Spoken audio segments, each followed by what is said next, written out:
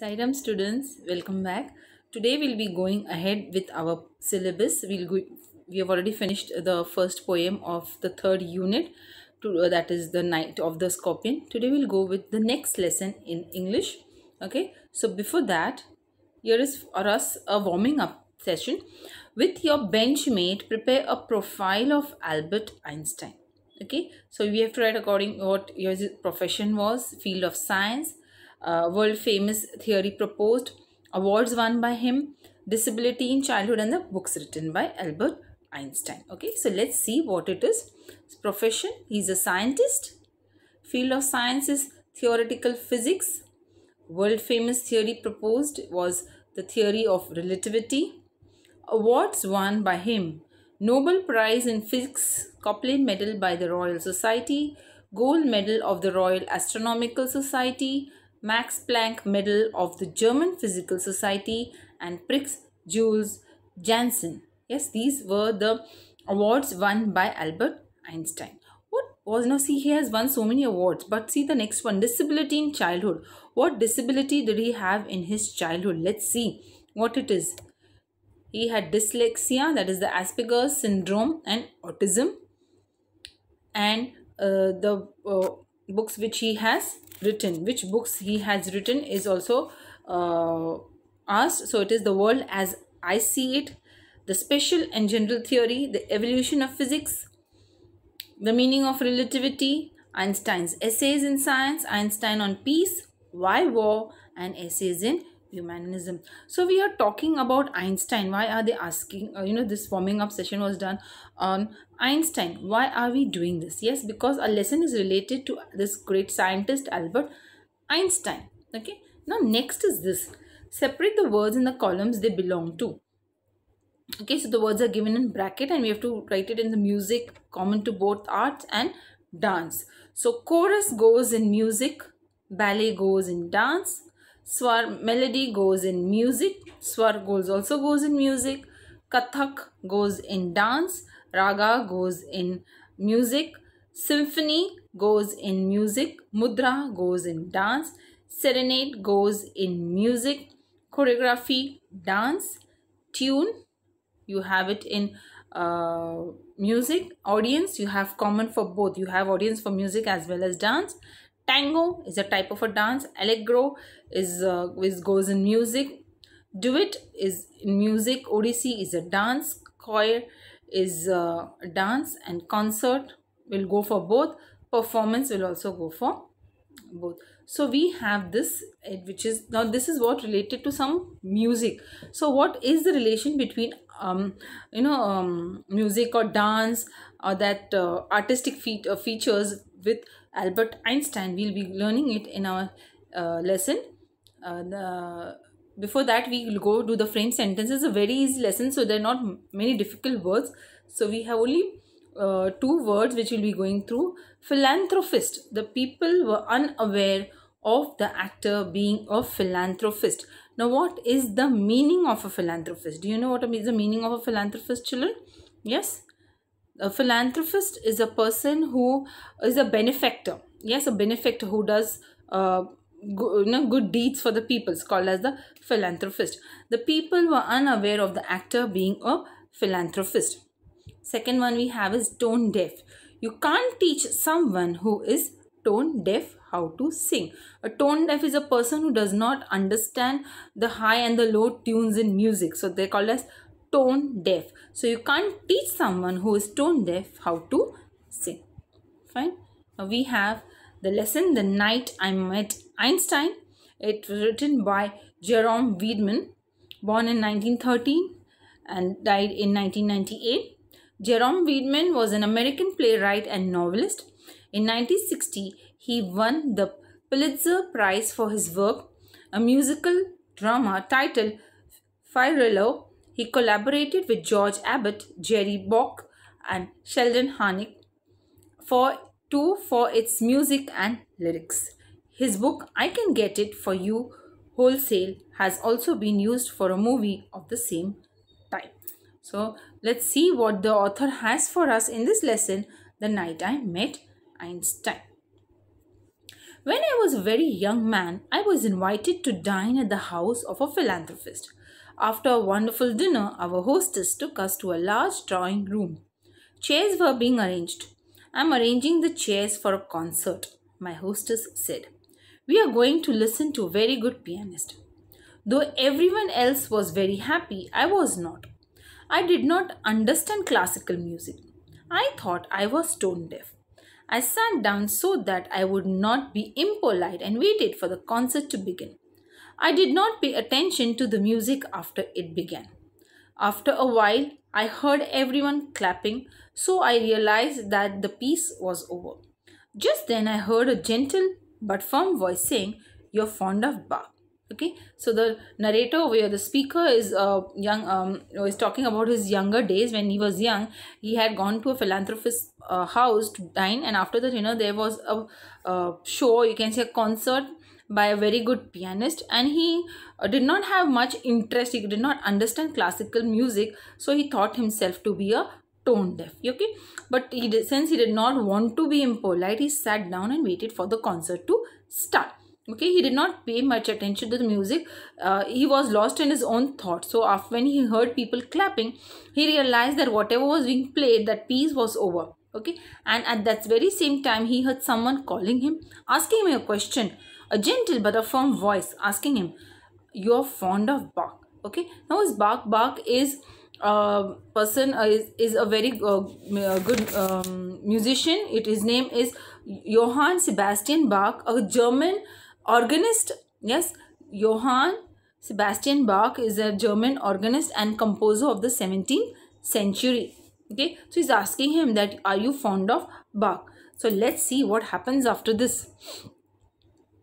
I knew as much about Bach as I did about nuclear physics.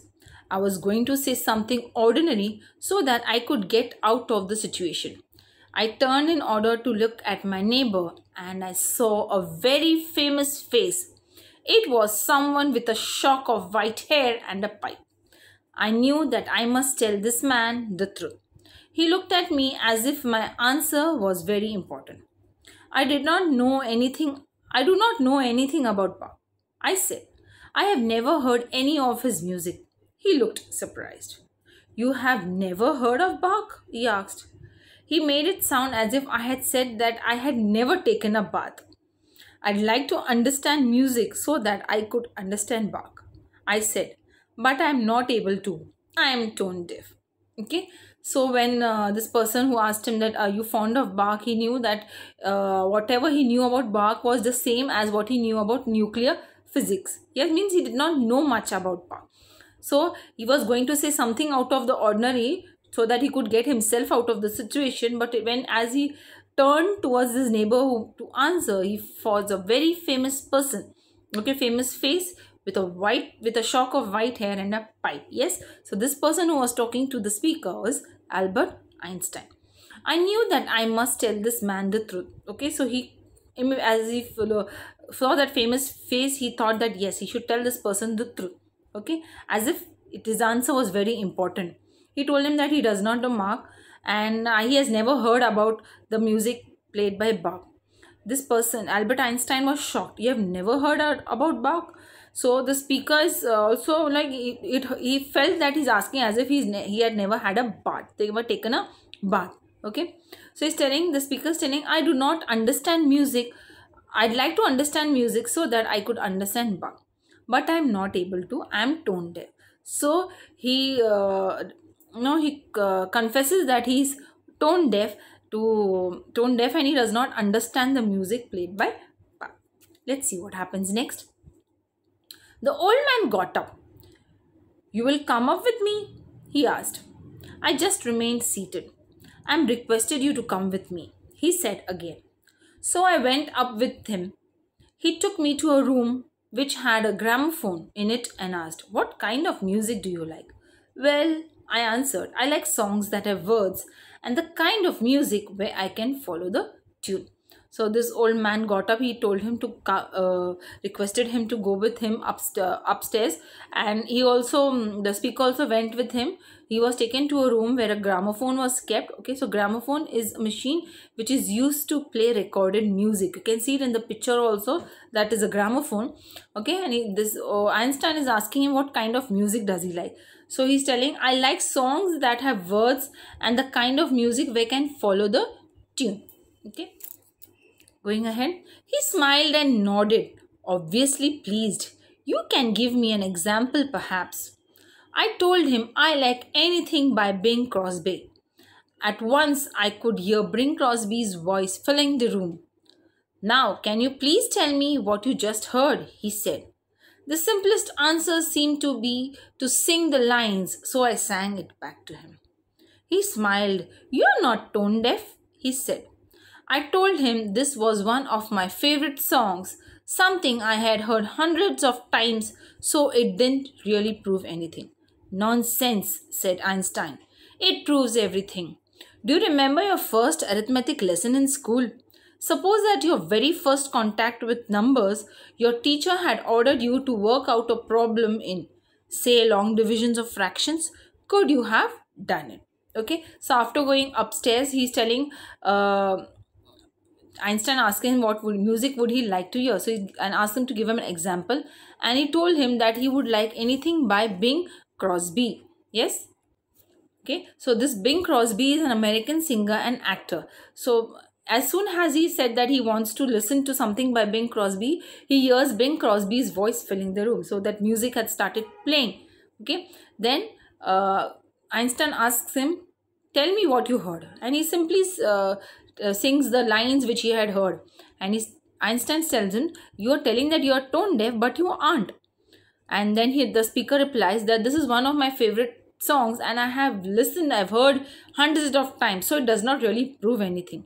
Then Einstein's trying to clarify to him that what you're talking is nonsense. It proves everything.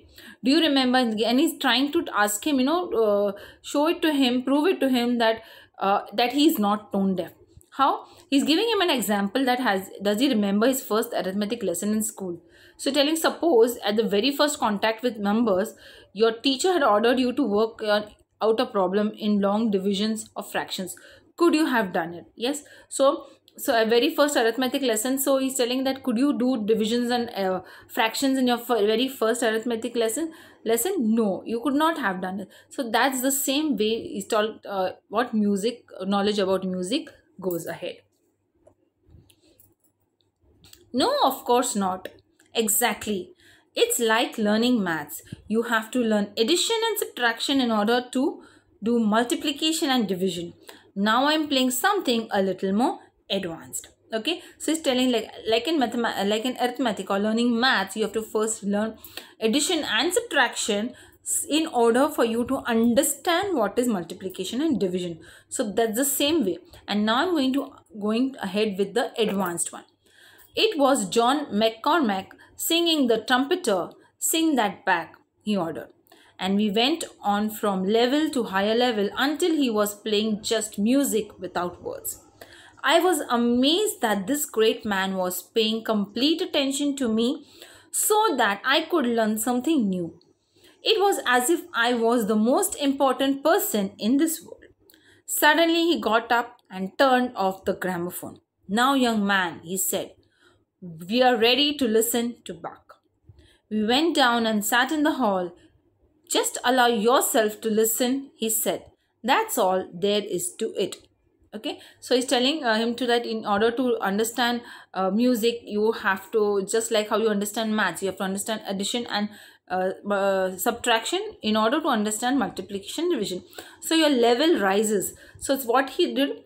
After listening to Bing Crosby, he went to John McCormack singing the trumpeter, and then from one level to another higher level, they proceeded. Okay, and the speaker was amazed that this great man is paying a lot of attention, so that the speaker could learn something new.